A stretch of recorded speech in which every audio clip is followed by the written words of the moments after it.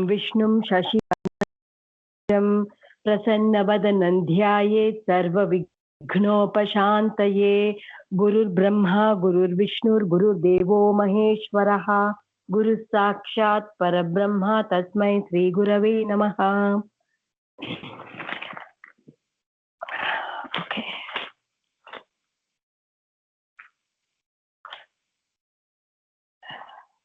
Ma'am, while we are waiting for others to join, we'll chant from the beginning. Namaste, ma'am. Good morning.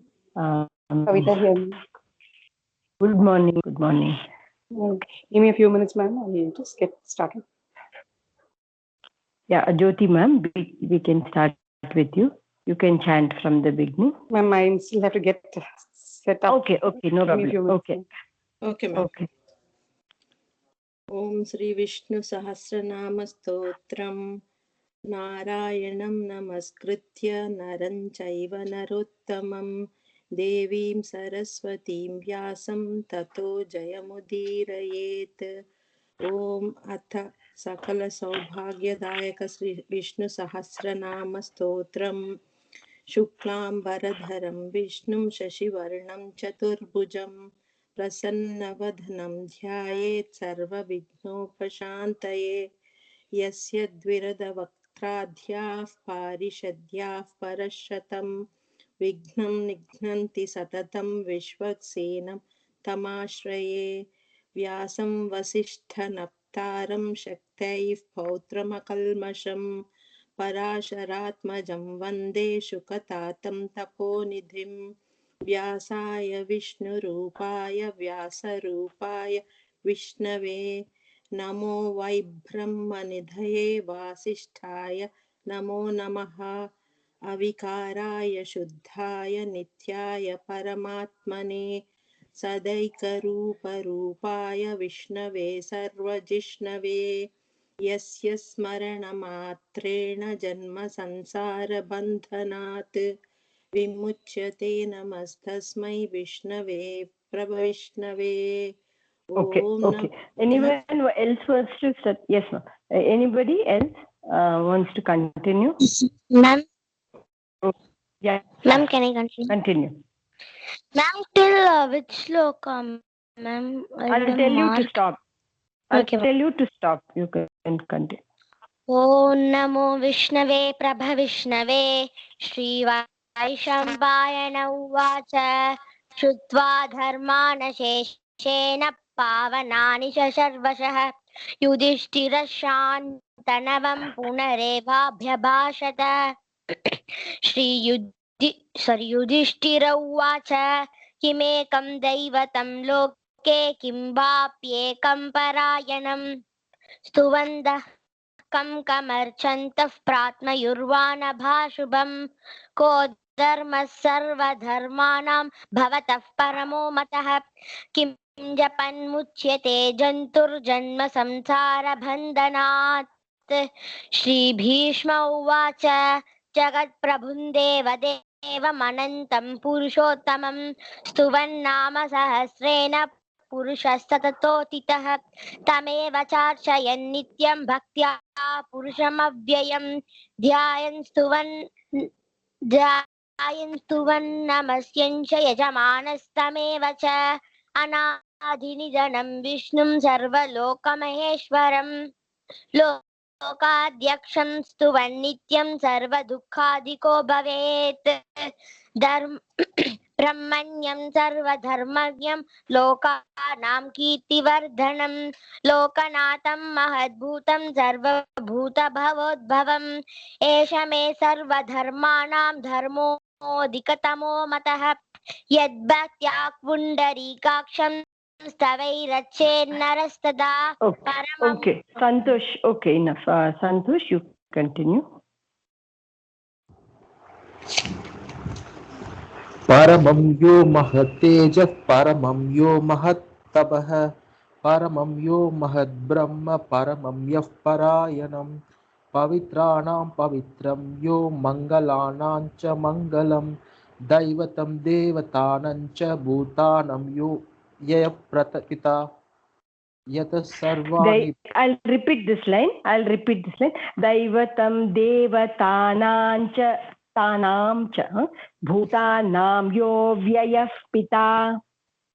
दैवतं देवतानां च भूतानां यो ययः पिता यतः सर्वाणि भूतानि भवन्त्यादियुगागमे यस्मिन् च प्रलयं यान्ति पुनरेवैव क्षये तस्य लोकप्रधानस्य जगन्नाथस्य भूपते विष्णोर्नाम सहस्रं मे शृणु पापाभयापहम्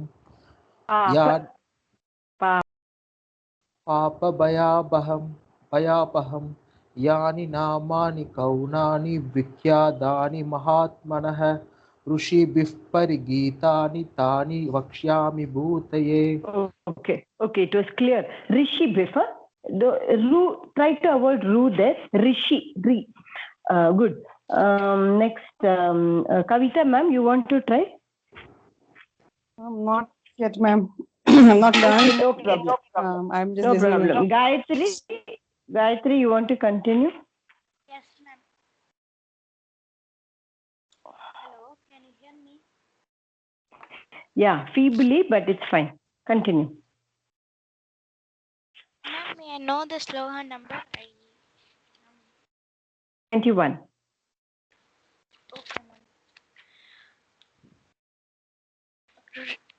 Rishi Namna.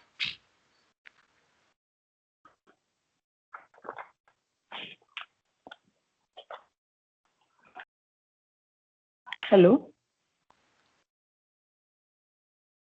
Hello? Can't hear you, ma. Okay, Jyoti ma'am, you can continue. Okay. ऋषिर्नाम्नां सहस्रस्य वेदव्यासो महामुनिः छन्दोनुष्टुप् तथा देवो भगवान् देवकीसुतः अमृतांशूद्भवो बीजं शक्तिर्देवकीनन्दनः त्रिसामाहृदयं तस्य शान्त्यर्थे विनियुज्यते विष्णुं जिष्णुं महाविष्णुं प्रभविष्णुं महेश्वरम् अनेकरूपदैत्यान्तं Namami पुरुषोत्तमम्. Did we do till here, ma'am? Or we continue? We did till here? No, we continued, yeah. Okay. I'll continue, ma'am. Yeah. पूर्वन्यासः श्रीवेदव्यास उवाच ॐ अस्य श्रीविष्णोर्दिव्यसहस्रनामस्तोत्रमहामन्त्रस्य श्रीवेदव्यासो भगवान् ऋषिः अनुष्ठुप् श्रीमहाविष्णुः परमात्मा श्रीमन्नारायणो देवता अमृतांशूद्भवो भानुरिति बीजं देवकीनन्दनश्रेष्ठेति शक्तिः उद्भव शोभनो देव इति परमो mantra. Ma'am, say Udbhavaha. That visargam should be left. Then okay. Shobhano dev. Okay, ma'am.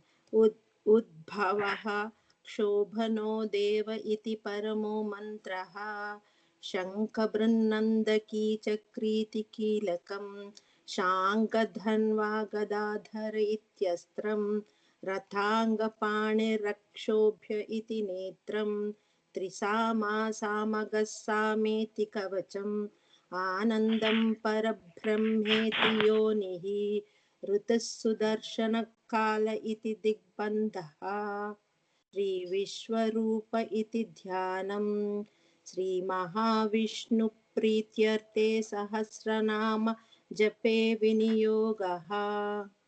Okay, we did till here. Gayatri, you're back? Yes, ma'am. Can you hear me now? Can you chant? You chanted the first 5, right, that day? Or first 5? Can you continue from 6 onwards you try?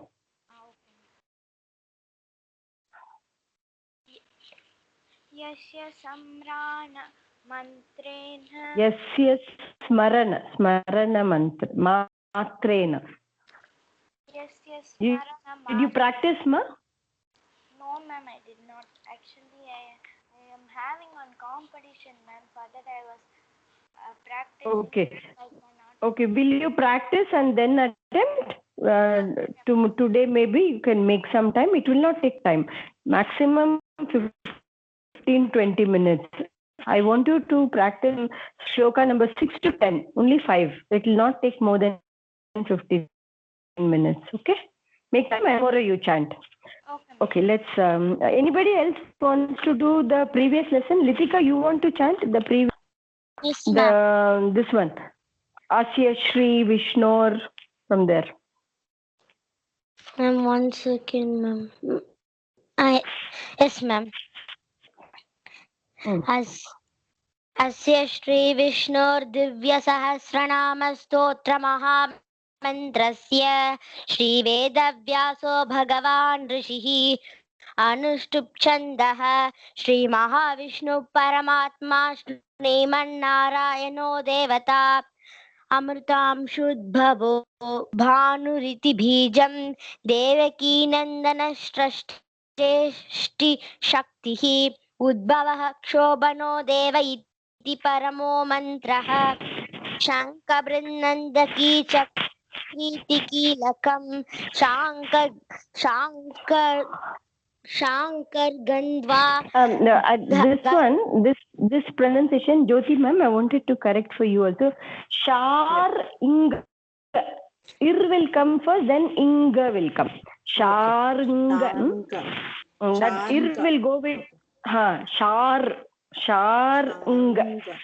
Okay, ma'am. Litika. Yeah. Sharanga Gandva Gadadhara iti yasram Ratangapanirakshobhyo iti netram Trasamasa Rathangapanirakshobhyo, is it? Okay, fine. Yes. Yeah, because after bhyo, what is the iti, is it? Iti. Okay, fine. Okay. रताङ्गपाणिरक्षोभ्यो इति नेत्रं त्रसामासामगस्सामेति कमचम् आनन्दं परब्रह्मेति योनि ऋतुसुदर्शनकाल इति दिग्बन्धः श्रीविश्वरूप इति ध्यानं श्रीमहाविष्णुप्रीत्यर्थे सहस्रनाम जपे विनियोगः. Okay. Fine. We'll start with the Kavita ma'am. Are you ready? Yes, ma'am. Okay. We'll start with the new one. Dhyanam. Dhyanam Kshirodanvat Pradeshe. Dhyanam. Can you repeat, ma'am, please? Sorry? Can you repeat, ma'am? Kshirodanvat Pradeshe. Dhyanam, I can't get it, ma'am. I can't find that word in the text. Where exactly? Dhyanam, starting of Dhyanam, this is. It's after the Nyasa. Okay, somebody will say, yeah. It's, if you go further down, one page down, you'll find that after Ratha Karanyasaha, you'll find the Shadanganyasaha. After that, actually, yes, ma'am. So the MS Subbalakshmi version, it popularized what we just chanted. Asya Shri Veda Vyaso Bhagavan Rishihi. But actually, what follows is the Nyasam section, which normally, only people who have been initiated chant. So I skipped that. You can go next.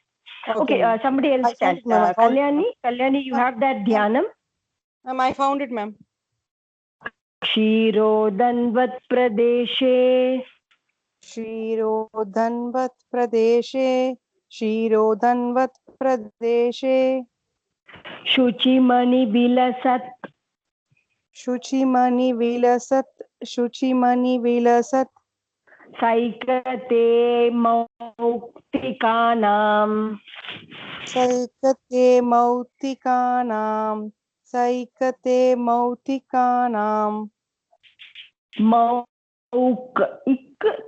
Mauktikanam. Saikate Mauktikanam. मौक्तिकानां क्षीरोदन्वत् प्रदेशे शुचिमणिविलसत्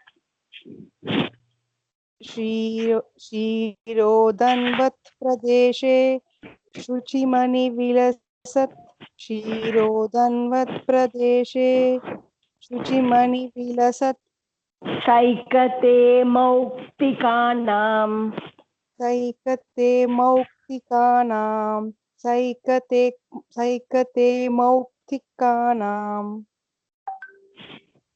1 second ma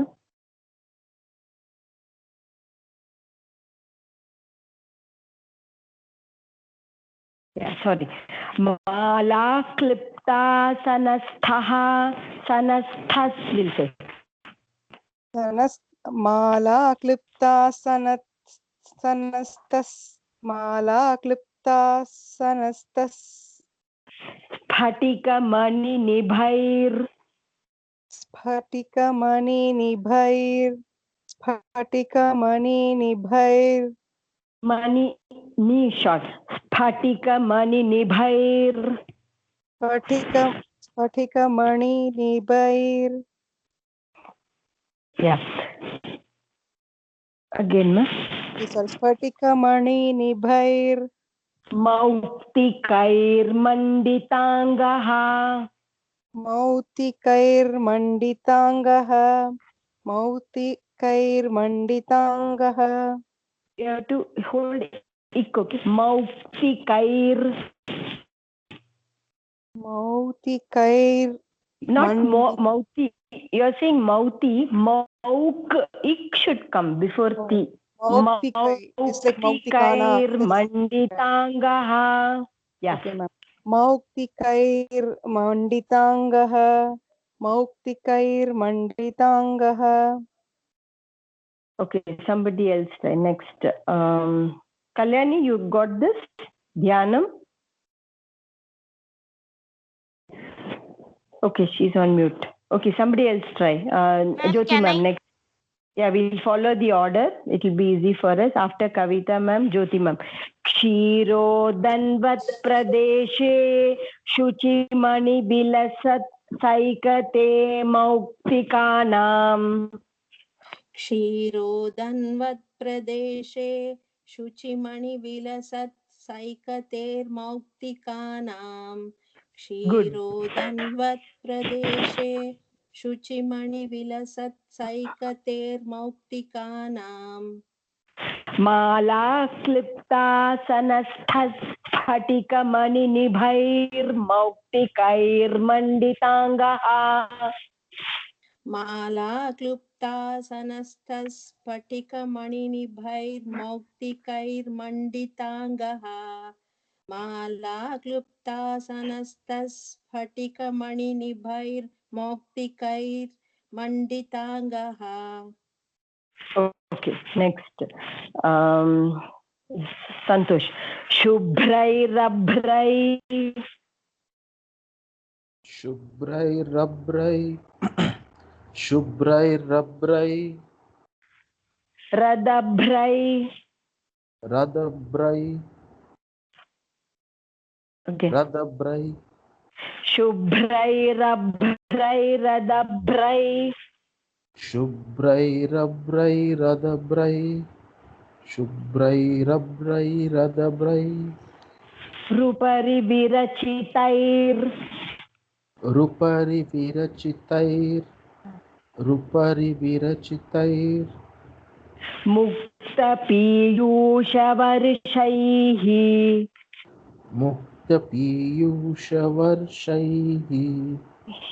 मुक्तपीयूषवर्षैः when Varsha no that example that name you remember so when ra is followed by sha we will say var not varshai normally we say var we just linger over it here okay. it will be full varushaihi varshaihi it is like re no varushaihi var ru will say ru Okay. Varushaih. Suppose the previous line we said Mautikair. We said no. Here Yes. we will not say Varushair. It is Varushair. Varu. Ru will come in full. Varu. Shubhrairabhrairadaphrai rupari virachitair mukta piyusha varushaihi. Rubrairabdrai radabrai rupari virachitair mukta piyusha varushaihi. Rubrairabdrai radabrai rupari virachitair mukta piyusha varushaihi. Anandi naf.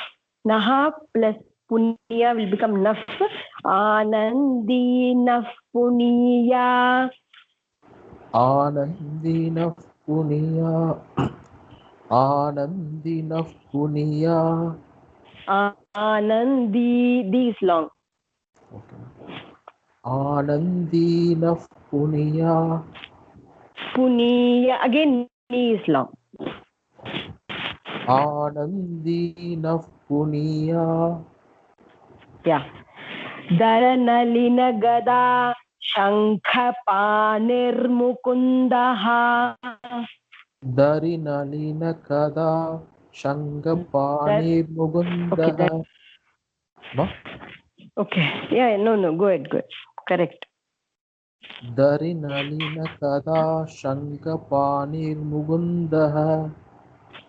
Okay.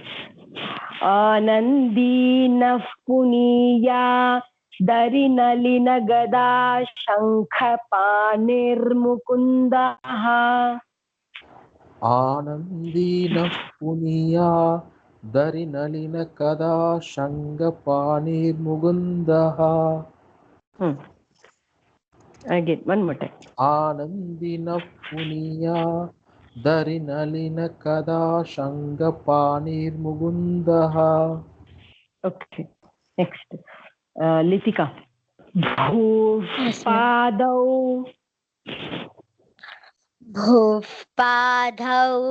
Bhuvpadau. Dau. Okay. Yasya nabhir. Yasya nabhir.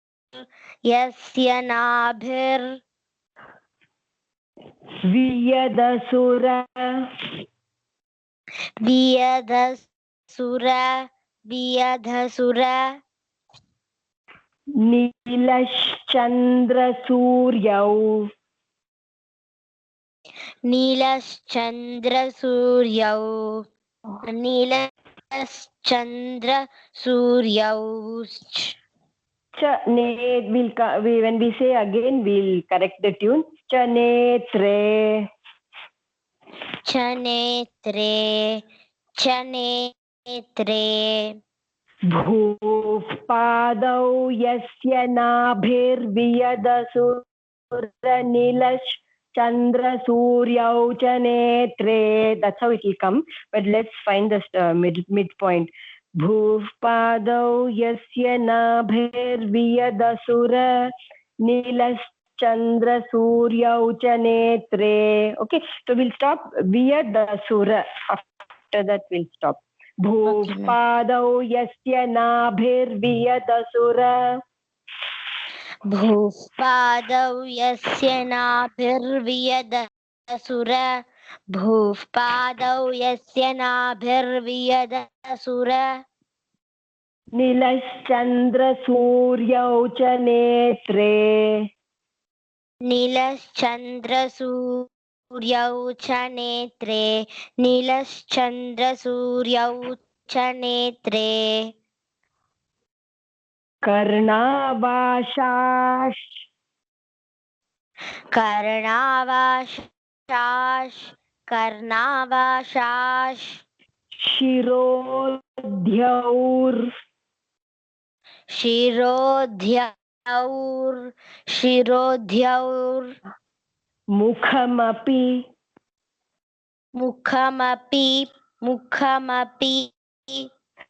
Karnavashash Shirodhyaur mukhamapi. कर्णावाशाशिरोद्यौर्मुखमपि कर्णावाशाशिरोद्यौर्मुखमपि मुखमपि दहनो मुखमपि दहनो मुखमपि दहनो यस्य वास्तेयब्धिः यस्य वास्तेयमब्धिः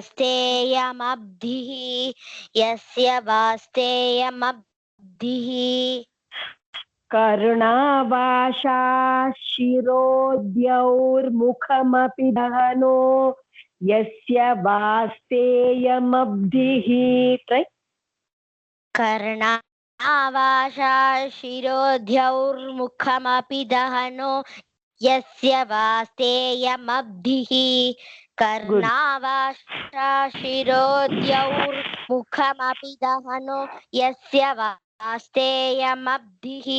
Ma'am, can I try the first line too? Yeah.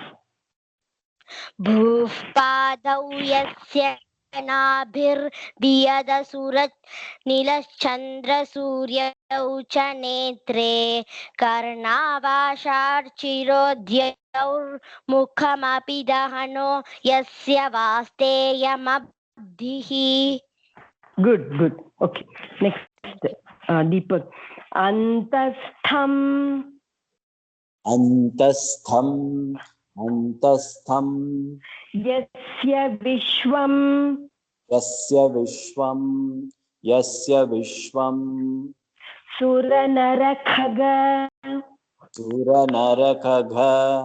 सुरनरखग गोभोगी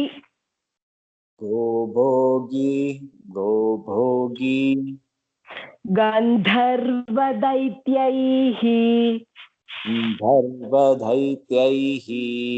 गन्धर्वदैत्यैः अन्तस्थं यस्य विश्वं सुरनरखग गोभोगी गन्धर्वदैत्यैः अन्तस्तं यस्य विश्वं सुरनरखगो भोगी गन्धर्वदैत्यैः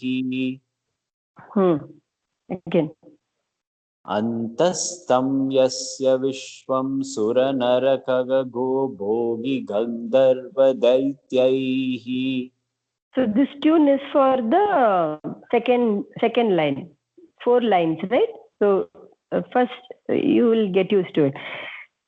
Antastham yasya vishwam suranarakhag gobogi gandharva daityaihi chitram ram ramyate चित्रं रं रम्यते चित्रं रं रम्यते चित्रं रं रम्यते तं त्रिभुवन चित्रं रं रम्यते तं त्रिभुवन चित्रं रं रम्यते तं त्रिभुवन त्रिभुवन वपुषं विष्णुमीशं नमामि त्रिभुवन वपुषं विष्णुमीशं नमामि त्रिभुवन वपुषं विष्णुमीशं नमामि चित्रं रम्यते तं त्रिभुवन वपुषं विष्णुमीशं नमामि चित्रं रं रम्यते तं त्रिभुवन वपुषं विष्णुमीशं नमामि चित्रं रं रम्यते तं त्रिभुवन वपुषं विष्णुमीशं Namami. Okay, Gayatri, you want to leave? It's 9:30 or you will continue? Ma'am, I will say once and then leave, ma'am. Okay. Shantakaram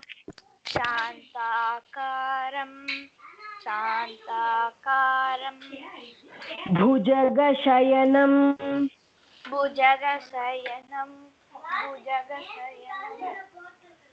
Padmanabham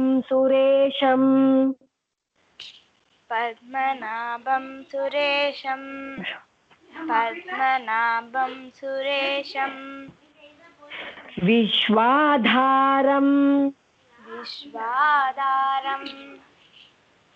विश्वाधारं गगनसदृशं गगनसदृशं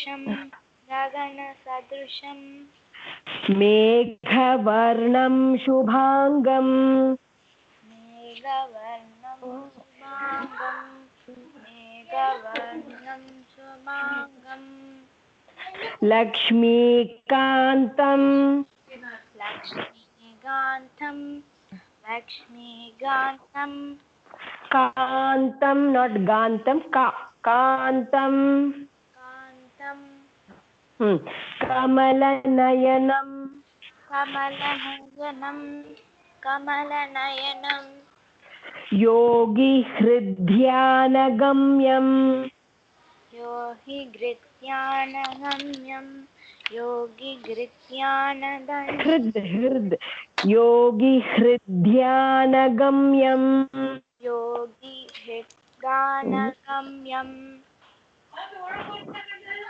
वन्दे विष्णुं वन्दे विष्णुं again वन्दे विष्णुं भवभयहरं भवभयहरं सर्वलोकैकनाथं सर्वलोकैकनाथं okay fine next Kalyani okay Kavita Yes, ma'am. okay मेघश्यामं मेघश्यामं पीतकौशेयवासं पीतकौशेयवासं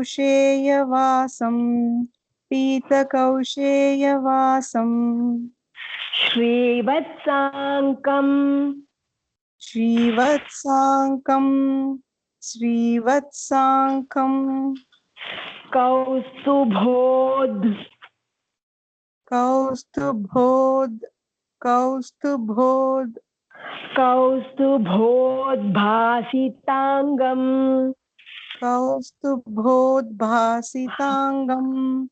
कौस्तुभोद्भासिताङ्गं पुण्योपेतं पुण्डरीकायताक्षं पुण्योपेतं पुण्डरीकायताक्षं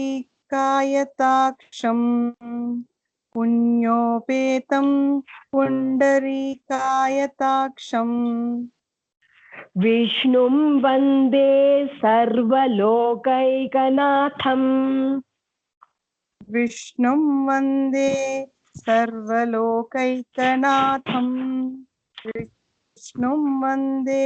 सर्वलोकैकनाथम् okay I'll just chant it once dhyanam क्षीरोदन्वत् प्रदेशे शुचिमणिबिलसत्सैकते मौक्तिकानां माला क्लिप्तासनस्थस्फटिकमणिनिभैर्मौक्तिकैर्मण्डिताङ्गः शुभ्रैरभ्रैरदभ्रैरुपरि विरचितैर्मुक्तपीयूषवरुषैः आनन्दीनः पुनीया दरिनलिनगदाक्षङ्खपाणिर्मुकुन्दः भूः पादौ यस्य नाभिर्बियदसुरनिलश्चन्द्रसूर्यौ च नेत्रे कर्णावाशा शिरोद्यौर्मुखमपि दहनो यस्य वास्तेयमब्धिः अन्तस्थं यस्य विश्वं सुरनर भोगि गन्धर्वदैत्यैः चित्रं रं यते तं त्रिभुवनवपुषं विष्णुमीशं नमामि शान्ताकारं भुजगशयनं पद्मनाभं सुरेशं विश्वाधारं गगनसदृशं मेघवर्णं शुभांगं लक्ष्मीकान्तं कमलनयनयोगिहृद्ध्यानगम्यं वन्दे विष्णुं भवभयहरं सर्वलोकैकनाथं मेघश्यामं पीतकौशेयवासं श्रीवत्साङ्कं कौस्तुभोद्भासिताङ्गं पुण्योपेतं पुण्डरीकायताक्षं विष्णुं वन्दे सर्वलोकैकनाथम्. We'll stop here. Any doubts?